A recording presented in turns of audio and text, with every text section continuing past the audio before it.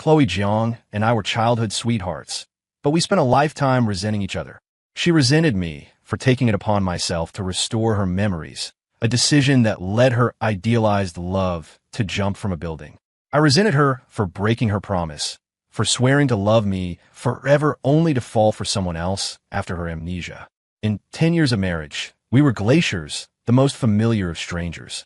But when I was diagnosed with ALS, and the entire city was telling her to file for divorce, Chloe was the one who, behind my back, made a pilgrimage to a remote chapel, praying for a day and a night on her knees, begging for a miracle that would let me live. On my deathbed, she sat by my side through the night, a silent, hollowed-out sentinel. She pressed her forehead to mine, her whisper a ghost in the room. Leo, I've fulfilled every one of my duties to you in this life. If there's a next one, I hope you won't make me remember. Let me have him. A tear slid from the corner of my eye. I finally understood that I never should have shackled her to me with the bonds of our teenage love. When I opened my eyes again, I was back on the day I found her. This time, I chose to let her go. I would not restore her memory.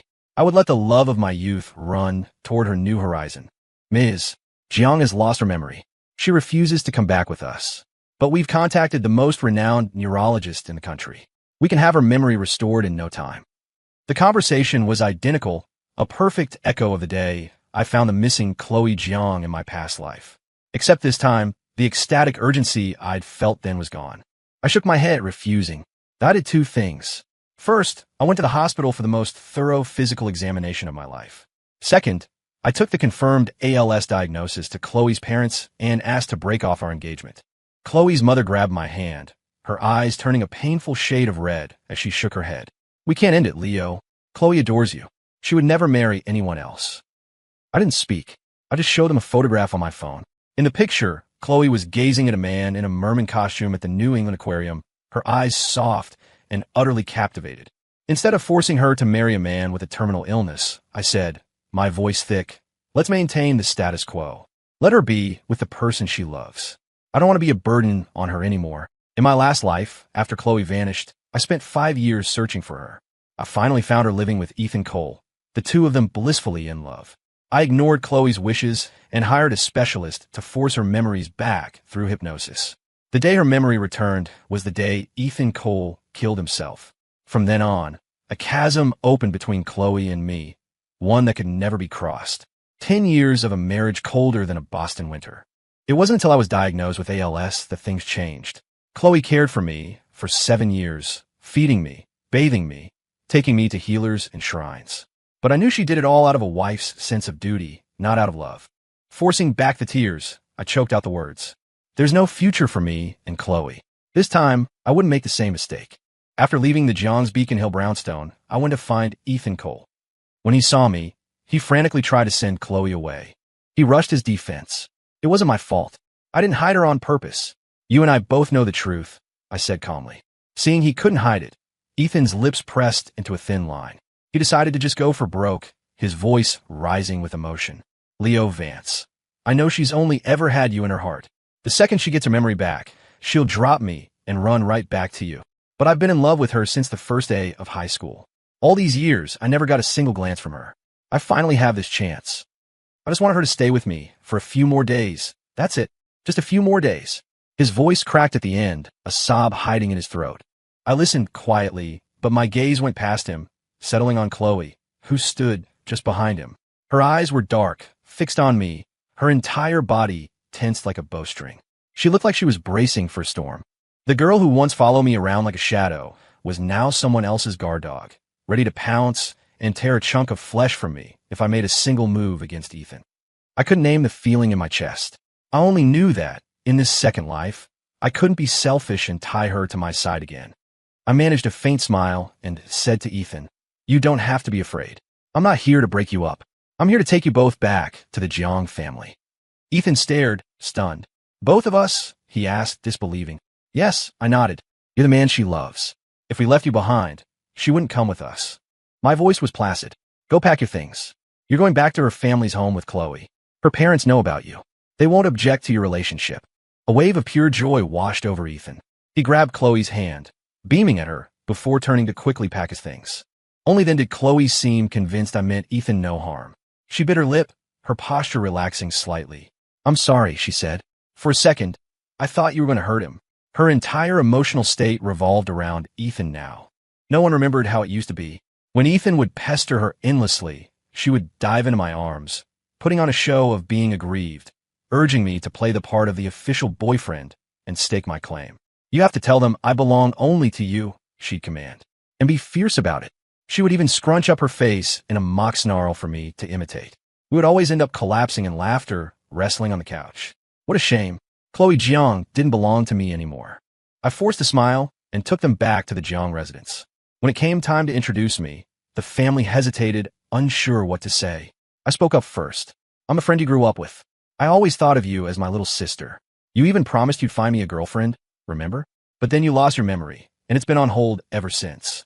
Hearing this, the faces of those in the room who knew the truth twisted with complex emotions. But Chloe didn't suspect a thing. You got it, she said, joking back. Once things settle down, your little sis will get right on finding you a girlfriend. I was woken in the middle of the night by the glare of a fire. Pushing open my door, I saw that everything connecting me to Chloe was burning in a bonfire on the lawn. Photos of us growing up, academic awards we'd won together, even the little carved wooden doll she gave me when she first confessed her love. Every single item was crackling as it turned to ash. A sharp pain lanced through my chest, as if a hand had squeezed my heart. Just then, Chloe turned to look at me. Before, when we didn't have partners, being so close didn't seem weird, she said. But now Ethan is living with me, and seeing these things makes him unhappy. So I'm burning them. I hope you don't mind. I clenched my fists so tightly my knuckles went white, trying not to let her see how wrecked I was. It's fine, I replied softly. You can burn the stuff from my room too. I went back inside, gathered every memento of her, and threw it all onto the pyre. The flames licked at me, sending out waves of heat, but I felt like I was submerged in ice water. For the next several days, the sounds of construction filled the estate. The courtyard of hydrangeas Chloe had planted for me was ripped out and replaced with roses, Ethan's favorite. The glass solarium where we used to play piano and watch the sunset was demolished to build a swimming pool for Ethan's exercise. Even the wisteria trellis where we first knew we were in love was torn down to dig a koi pond that Ethan wanted. The day they were putting in the pond, Ethan stopped me in the yard. He held his head high, deliberately showing off a ring on his finger. Chloe found the design for this ring in her room. She said she could tell it was meant for a future husband, so she stayed up for nights making it by hand. She proposed to me with it. He wiggled his fingers. What do you think? It's beautiful, isn't it? The design was of a bird and a fish, my old favorite motif. I nodded, my tone sincere. It's beautiful. It looks good on you. Ethan's face darkened instantly. But I don't like it. He stared at me, his gaze sharp. We both know who this design was really for. You keep saying you have no feelings for Chloe, but all her past feelings for you are a ticking time bomb. It makes me nervous. So what do you want to do? I asked. I want. Before he could finish, Ethan suddenly lunged sideways, throwing himself into the muddy, freshly dug pit for the koi pond. A powerful shove sent me staggering to the side, and I collapsed on the ground. A piercing pain shot through my ankle. My palms scraped against the gravel, a raw, burning sensation spreading on my arms. Before I could even get up, I saw Chloe dive into the pit like a woman possessed. When she dragged Ethan back onto grass, they were both covered in foul-smelling mud and water. Chloe didn't care about her own state. She frantically wiped the grime from Ethan's face, her voice filled with panic. Ethan, are you okay? Did you swallow any water? Do your eyes hurt? Are you cut anywhere? It took Ethan a moment to recover. He shook his head, his lip trembling as he looked at Chloe, tears streaming down his face. I'm okay. It's just the ring you gave me. Someone threw it in the water. I fell in trying to get it back. Chloe, your family doesn't want me here, he said, his eyes red-rimmed. Can we just go back to our apartment? At least no one bullies me there. His pitiful act immediately captured Chloe's heart. Her expression turned to ice. Who threw your ring? Who's bullying you? Ethan pursed his lips and said nothing, just shot a timid, frightened glance in my direction. The accusation in that look was unmistakable. Clutching my now swelling ankle, I spoke in disbelief. It wasn't me. Chloe's gaze shot toward me, so cold it was like being stabbed with an icicle. I have no reason to steal the ring. I explained, my voice hoarse. You know what you did, Chloe said flatly. She helped Ethan to his feet, then gave a sharp nod to the family security guard. Whoever threw the ring in can go find it themselves. The guard understood immediately. He grabbed me by the arms and tossed me into the pit. The winter water was bone-chillingly cold. The moment I hit it, I started shivering uncontrollably. I tried desperately to crawl out, but a hand pressed down on my shoulder, forcing me back in. Mr. Vance, we can't let you out until you find a ring, the guard said, his voice devoid of any warmth. If you want this to be over sooner, you'd better start looking. I bit my lip and resigned myself to it, searching through the sludge. My fingertips, numb from the cold, fumbled through the icy mud over and over. Filthy water soaked through my sleeves, and my hands grew so stiff they lost almost all feeling. I searched from dawn until dusk. It wasn't until just before Chloe's parents were due home that my fingers finally closed around the ring. Clutching in my hand, I dragged myself to Chloe's door and knocked softly. When she opened it, she looked at me with dark, unreadable eyes. We'll let it go this time. From now on, stay away from Ethan. As she spoke, she took the ring, and with a flick of her wrist, tossed it out the long hallway window into the deep darkness of the night. Ethan doesn't like this design, she said. I'll design him a new one. I watched the ring I'd spent all day searching for vanish into the blackness, and a grim smile touched my lips. Of course, since she had decided the past was a burden, she couldn't tolerate a ring that carried the mark of those old memories. Although Chloe's parents always had reservations about Ethan, they couldn't fight Chloe's insistence. So, holding their noses, they began to plan a lavish engagement party. The party was a spectacular affair, but the guests kept shooting glances in my direction. Poor Leo Vance. The woman he searched heaven and earth for is marrying someone else. They were childhood sweethearts, perfect for each other. We all thought they were endgame. Who could have predicted this? If I were him, I'd have slapped that trashy couple. I can't believe he even has the heart to show up. Just then, Ethan, dressed in a designer suit, walked to the center of the ballroom. Chloe held his hand, the adoration in her eyes practically spilling out. Everyone, she began, clearing her throat, her voice shedding its usual casual tone for one of cool seriousness. I'd like to formally introduce you to... Before she could finish, the lights in the ballroom flickered twice and then went out completely. In the total darkness, the sound of crashing tables mixed with the screams of the guests. The scene descended into chaos. I instinctively backed into a corner, but a hand suddenly gripped my wrist. A cloth reeking of a chemical smell was clamped over my mouth and nose. The world started spinning. I struggled wildly, but in the final moment before my consciousness faded, all I could hear were deafening screams. I don't know how much time passed. Through the fog, I heard Ethan's hushed, furious voice. Damn it. Who told you to make a move at the engagement party? I only told you to kidnap me and frame Leo Vance. Who told you to bring him along too? Idiots. Even if you faked it perfectly, you're not getting the rest of your money now. You've ruined my entire plan. My mind slowly cleared, and I pieced it together. It was another one of Ethan's schemes to frame me, but this time, it hadn't gone according to his plan. As I had struggled earlier, I felt a gun holster on one of the men's waists. These weren't the petty thugs Ethan would have hired. What made my blood run even colder was that the leader's voice was familiar. I recognized it as the CEO of a rival company that Chloe had recently driven to the brink of bankruptcy in a corporate battle. After a long while, the kidnapper finally made a video call. Ms. Jiang, you have a choice. One is the former lover you grew up with for 20 years. The other is the man you fell deeply in love with after losing your memory. Who will you save? Chloe maintained a calm facade, but when her eyes fell on a red mark on Ethan's face, she lost her composure. You touch one hair on Ethan's head, and I'll make sure every single person at the Monroe Group goes down with you. I closed my eyes. They suddenly burned with an uncontrollable sting, tears slipping silently from the corners. There was nothing to hope for. I should have known who Chloe would choose. The kidnapper burst into laughter. Did you really think I was going to give you a choice? As soon as he said it, I was dragged into a large glass tank, my body pressed tightly against a warm one next to me. The tank was then thrown violently into the sea, sending up a massive splash. Rocks were tied to the bottom, and we were sinking fast. I quickly pulled out a small, heavy key I kept on me, gripped it tight, and slammed it against the glass. The current rushed in, and shards of glass tore my arms and legs. I clenched my jaw, dragged the unconscious Ethan out of the broken tank, and fought my way toward the surface. I was nearly exhausted by the time we broke through the waves. But I couldn't stop. I pushed Ethan onto a piece of floating driftwood, my fingers tapping his shoulder lightly. You have to live, I whispered. If you live, her obsession in this life will finally have found its home. I was pushing the driftwood toward the shore when it happened. My damals flavet up. My arms went completely numb. Powerless, I began to sink into the deep sea. Gazing up at the shimmering surface of the water, I slowly closed my eyes. Fine, let in like this. Just before my consciousness faded completely, I thought I saw someone reaching for me with all their might. Was it a hallucination? The next time I opened my eyes, I was staring at the sterile white ceiling of a hospital room. A nurse rushed over, her voice excited. "Oh, thank goodness. You're finally awake. You've been unconscious for 2 days. If you hadn't woken up, the hospital was going to stop your antibiotics since you're a John Doe. With a lung infection like yours, that would have been a major setback.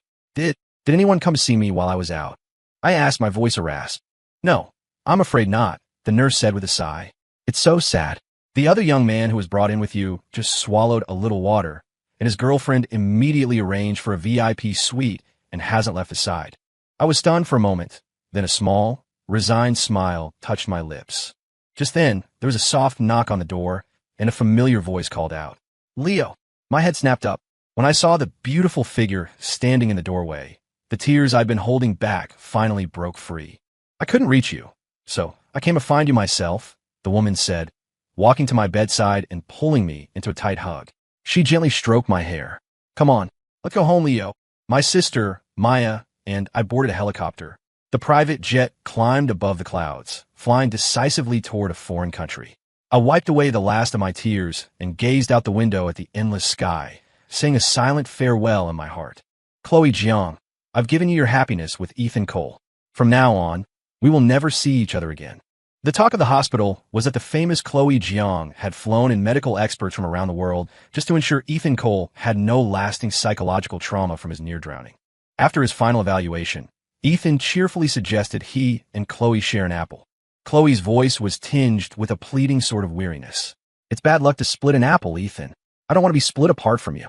The moment the words left her mouth, an unrelated memory flashed through her mind. It was a beautiful, sunny day. A gentle breeze rustled the wind chimes by the window, carrying the scent of wisteria. A boy took a bite of the apple slice she offered him, savoring it, then casually popped the other half into her mouth. By the time her and the memory realized what she'd eaten, her heart shattered. "It's bad luck to share fruit.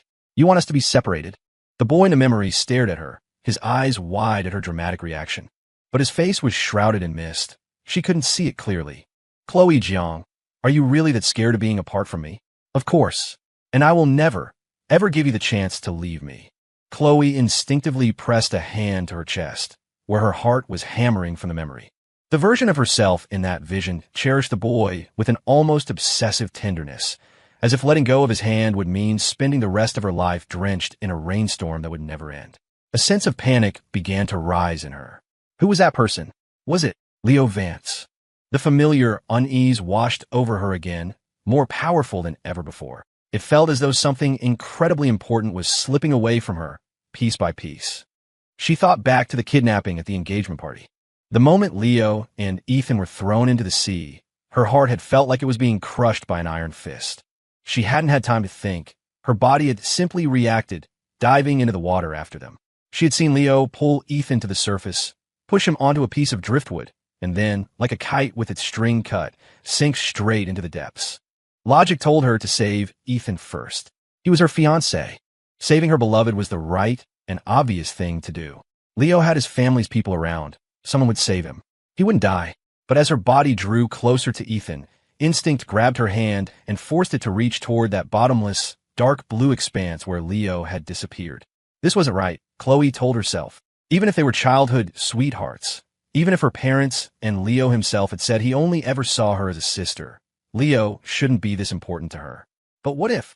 What if the person in that sudden memory really was Leo? Then who exactly was he to her? Chloe shot to her feet. The chair scraped loudly against the floor behind her.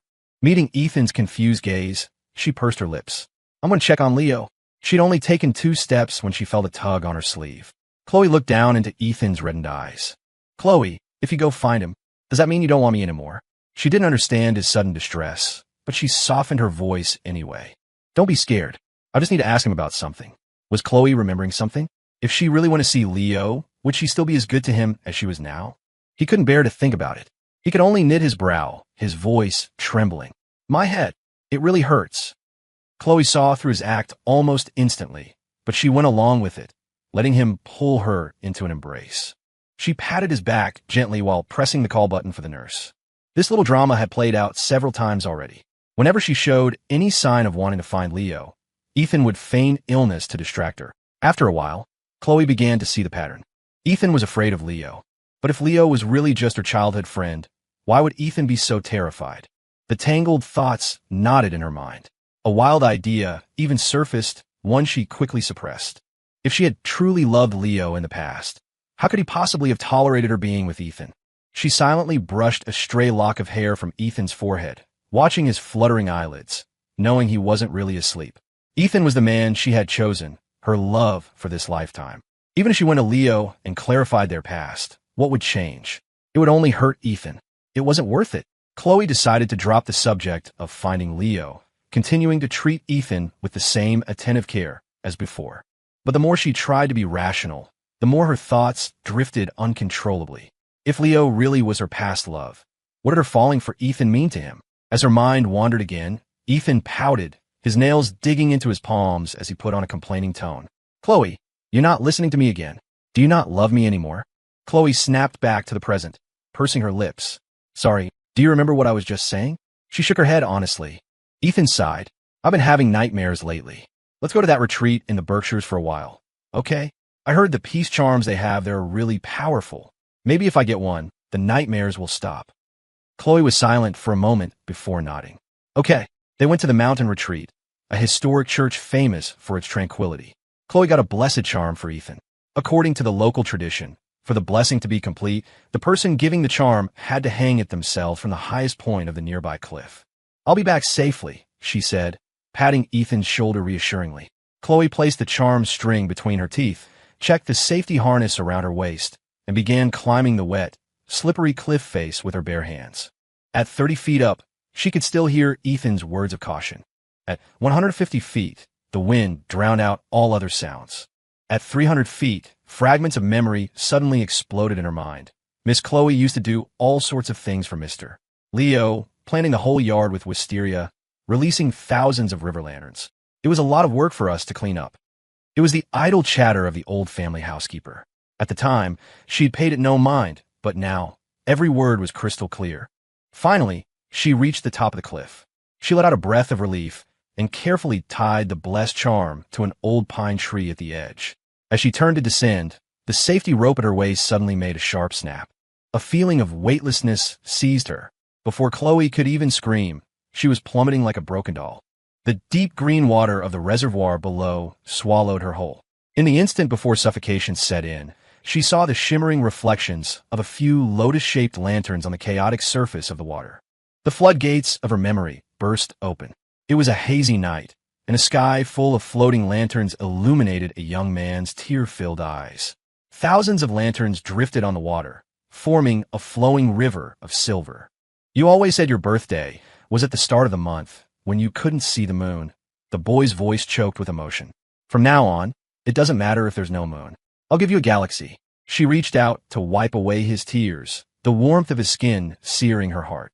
Chloe struggled desperately in the water, not for air, but to push through the fog and see that face clearly. Her head felt like it was being pierced by 1,000 needles at once. The pain made her curl into a ball, but she refused to let go of that sliver of clarity. After a long, long time, just before her consciousness faded completely, she finally saw him. Those eyes, smiling through tears, belonged to Leo Vance. Leo, she murmured. As the water closed over her, all her buried memories came rushing back like a tidal wave.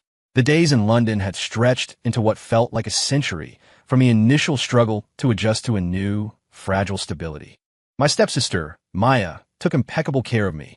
She accompanied me to countless hospitals, created meal plans based on doctors' orders that were precise down to the gram, and even managed to hunt through all of London's Chinatown for the exact dried bamboo shoots and cured pork after I'd idly mentioned craving a specific soup from home. Maya's skill in the kitchen was born from hardship. Years ago, after our parents' car crash, I had locked myself in my room, refusing to eat. It was Maya, barely an adult herself, who had awkwardly tied on an apron and taught herself, recipe by recipe, how to make all my favorite foods. Back then, I'd clung to a doll my mother had left me, cry myself to sleep every night. It was Maya who silently packed away our parents' belongings, shouldered the weight of the family business, and shielded me from the world, becoming both a sister and a mother, single-handedly holding my world together. The sense of security I felt with Maya was bone deep. I rested my chin on my hand and gazed out the window. The neighbors' kids had built a row of snowmen with red scarves, their round, pudgy forms endearingly clumsy. I couldn't help but laugh. "Maya, I want to go play in the snow, too," I said, looking at my calm, collected sister with pleading eyes. Maya never restricted my freedom, but every time I went out alone, the worry she tried to hide in her eyes made me feel guilty. "I feel really good today," I added quickly. "If you're not busy, will you build a snowman with me?" Maya put down her glass of milk, a soft smile spreading across her face. "Okay." As I bolted for the door, she suddenly grabbed the collar of my coat and yanked me back. "Put your scarf on." Before the words were even out, a thick scarf was already wrapped around my neck, followed by insulated gloves, fleece-lined boots, and fluffy earmuffs. Finally, she zipped me into a knee-length down jacket. Only when I was bundled up like a sausage roll did she pat my head, satisfied. "Who needs a girlfriend when I've got you, huh?" I paused, then said it with deliberate lightness. "The care, the protection, even this feeling of safety, it's exactly the same as what I used to get from Chloe." She looked at me intently, her eyes deep and mysterious, but a faint smile played on her lips. "Perhaps Chloe and I aren't so different after all." After saying that, she bent down to tie the straps of my hat under my chin, as if her profound statement had just been a casual remark. But I was frozen in place, feeling as though something had just struck me in the chest. What did Maya mean? The same as Chloe? That one day she would forget me too? That she would hurt me for someone else?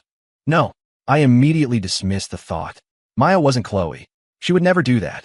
But her cryptic comment still left me feeling unsettled. She was always like that, speaking in riddles, leaving me to guess her meaning. I stomped out into the yard, grabbed a snow shovel, and jabbed it in the ground a few times, pretending the snow beneath my feet was Maya's enigmatic face. Clang! The shovel suddenly slipped from my grasp and fell with a dull thud. I bent to pick it up, but my arm froze mid-air, refusing to move. Before I could call out, I was enveloped in a warm, soft embrace. Leaning against Maya, I could hear the steady, strong beat of her heart, a reassuring rhythm. ALS. The doctors called it an incurable disease, one that could only be managed with medication and care.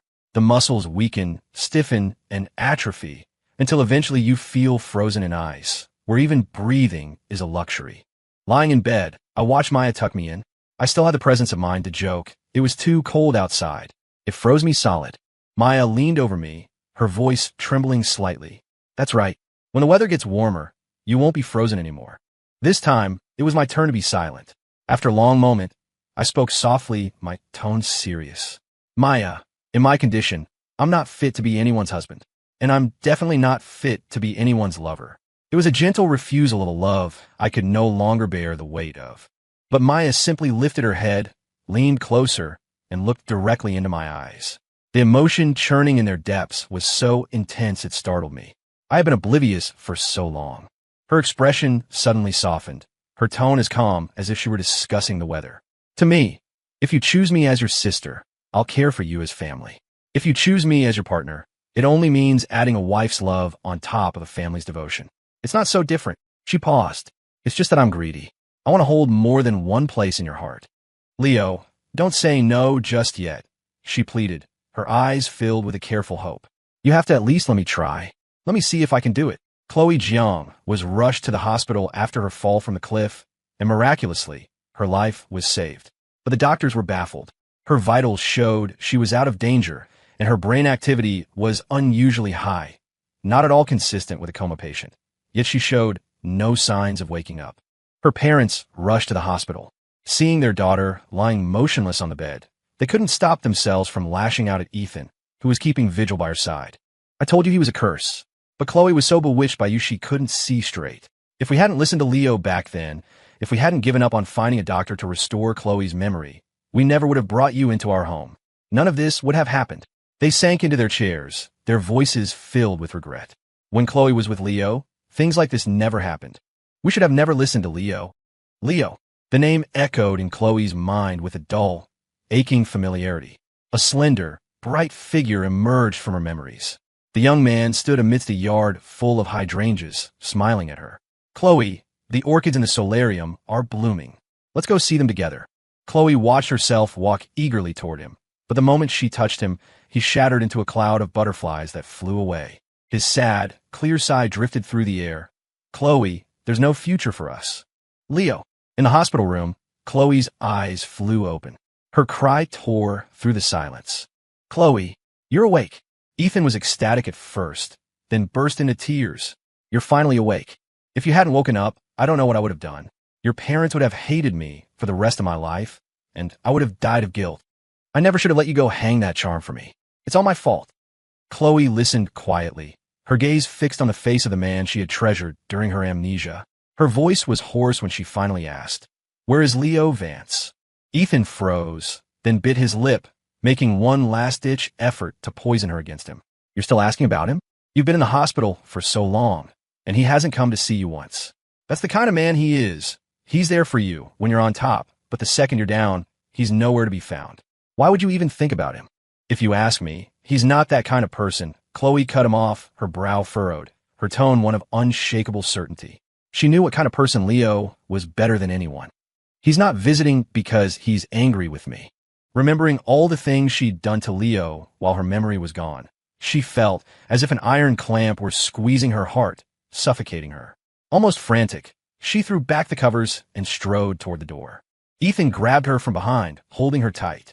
No matter how slow he was, he could see the clarity in her eyes. He knew she remembered. It was happening again. The moment Leo Vance appeared, there was no room for anyone else in her eyes. He couldn't accept it. He choked back a sob, lowering himself. Chloe, I'm sorry. I was wrong about Mr. Vance. Maybe he had a good reason for throwing my engagement ring. And the kidnapping at the party. It wasn't his scheme. Just, your injuries are still serious. When you're better, I'll go with you to apologize, okay? Chloe could easily see through his manipulative retreat. She pried his fingers off her, one by one, her voice as cold as ice. The people who kidnapped us at the party were not hired by Leo. If he truly wanted to hurt you, he wouldn't have saved you when you were both thrown into the ocean.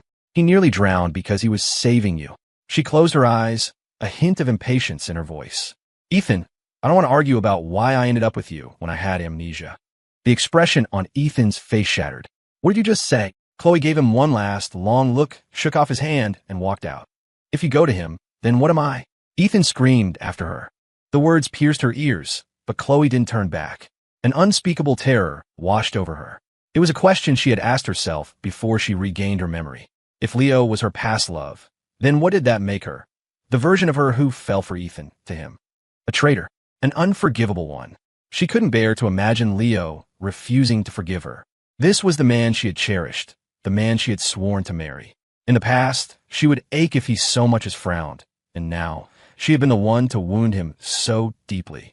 At the entrance of the Jiang family home, Chloe knelt before her parents. Mom, Dad, just tell me where Leo is. I promise I'll make it right. Enough. Her mother couldn't take it anymore. She pulled Chloe up by the arm. Her eyes filled with a sorrow Chloe couldn't comprehend. Leo broke off the engagement with you right after you lost your memory. Even if you make it right, what's the point?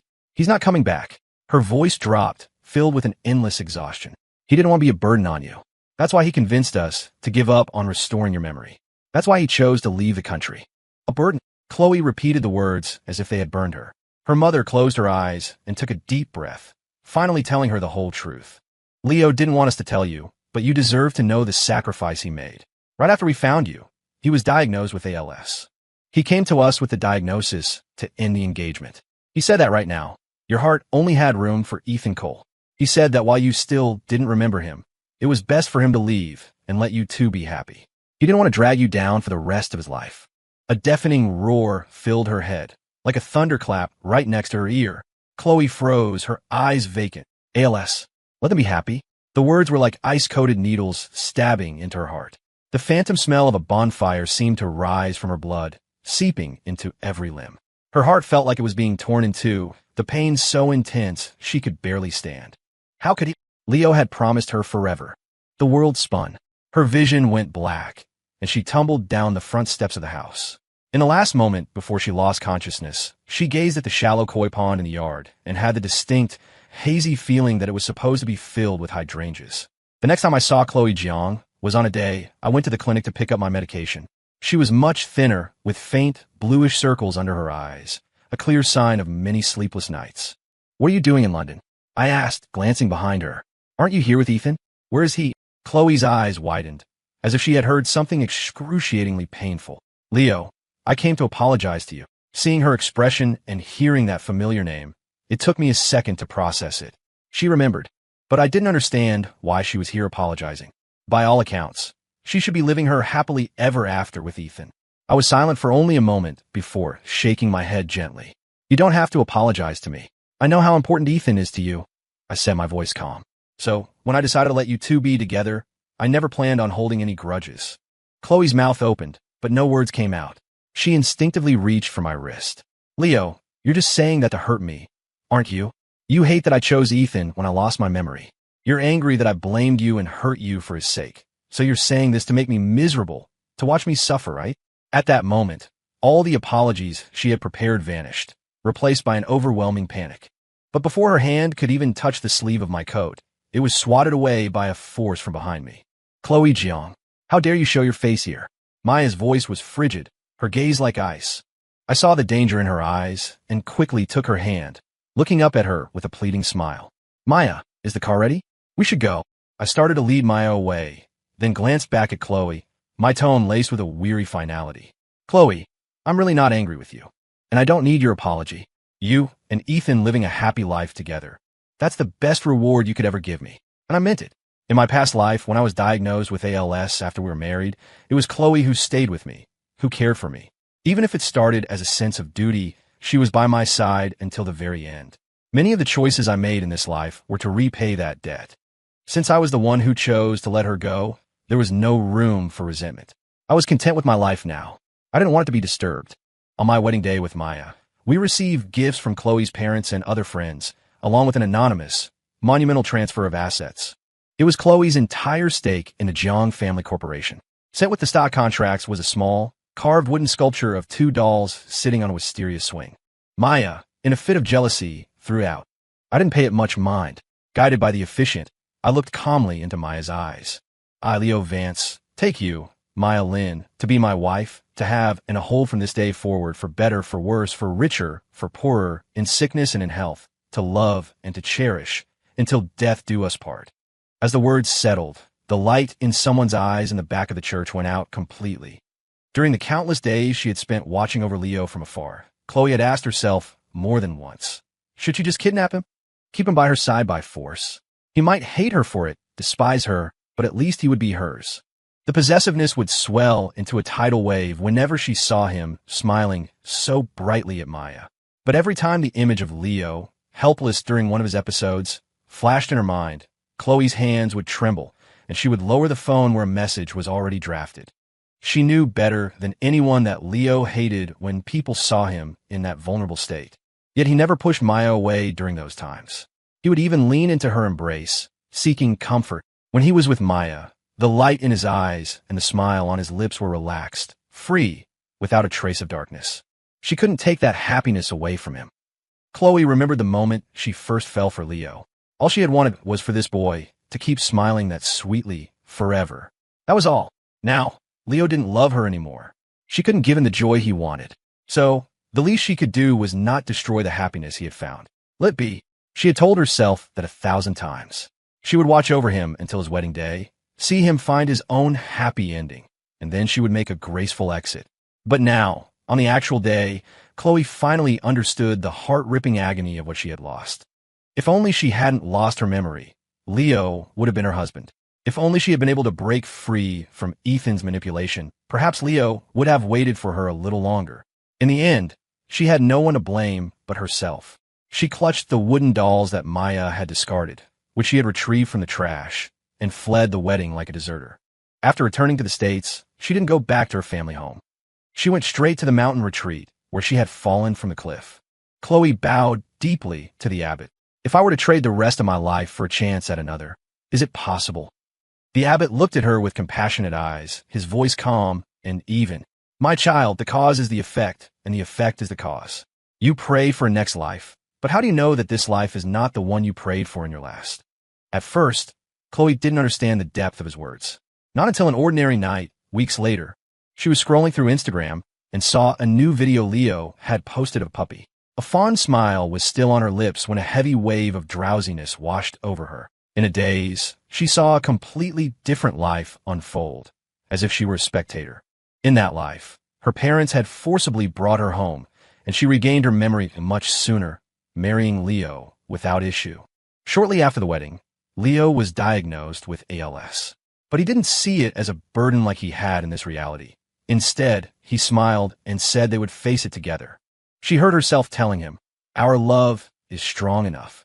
We won't be defeated by hardship. Whatever mountains or seas lie ahead, I will cross them with you." The words were full of devotion, but only the spectating Chloe knew that as she said them, her heart was already a pool of stagnant water. Ethan Cole was dead, and her kindness to Leo was nothing more than the fulfillment of a duty. She had carried Leo on her back, making pilgrimages to every mountain shrine, tracing the word for life on ancient stones with his hand, praying for his health and longevity. But no one knew that after every mountain, she would find a hidden place and write a prayer for the dead for Ethan Cole, hoping that in his next life he wouldn't die for her, hoping they could have a different ending. After Leo passed away, she burned all the prayers she had written for Ethan. In the glow of the massive fire, a serene, powerful voice echoed, "As you wish." The scene shifted abruptly. It was Leo, reborn, calmly telling his people to call off the doctors who were meant to restore her memory. Gasp! Chloe jolted awake, breathing heavily. The vast darkness of the night enveloped her. Her limbs tingled as if gnawed by ants, a soul-deep tremor shaking her to the core. Her heart hammered in her chest, each beat deafening. She dazedly placed a hand over it, where the pain had long since turned to numbness. Chloe tried to smile, but the expression froze on her face as her eyes began to redden. "So, this was all what I asked for." It was she who had been blind, unable to see her own heart's truth, unable to solve the puzzle of her own love. Every bitter consequence was of her own making. The next morning, Chloe went to the mountain monastery again and calmly told the abbot, "I want to take holy orders." The abbot clasped his hands together. "As you wish. My name. May I choose it myself?" "You may. Then let it be Leona." Leo was for the man she had lost. The life, for the one she had prayed away. For the rest of her days, she would sit before a flickering candle and a silent statue, praying for his soul. She would pray that in his next life, Leo Vance would be free from sickness and sorrow, that he would be safe and sound, that he would find someone true and live a life full of joy.